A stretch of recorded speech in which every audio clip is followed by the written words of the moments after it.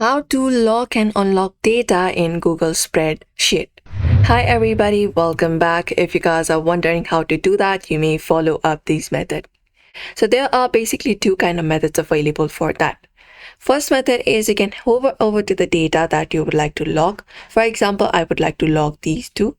So you can just select it, right click on it once selected, look out for the option of view more cell options, look for protect range option within, click on it, and once selected, here it will show you your sheet with the cell number. So you can look out for this option of set permissions. You can select up your sheet also, and you can select up like if you would like only some of the sheet except certain cell, you can select this option. But in order to lock it, all you gotta do is set permissions.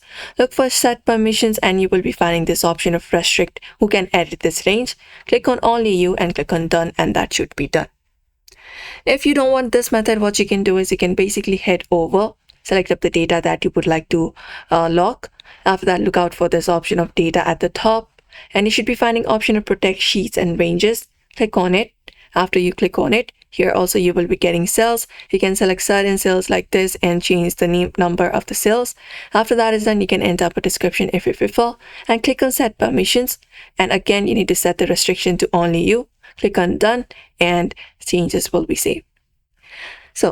So whenever other people will try to access your sheet and try to change the data, they will be getting a warning before you do so, before they change the data, that it is only private and you cannot do it or something like that.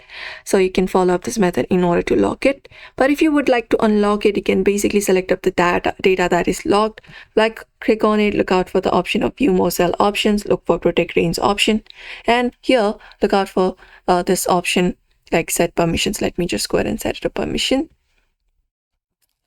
and done.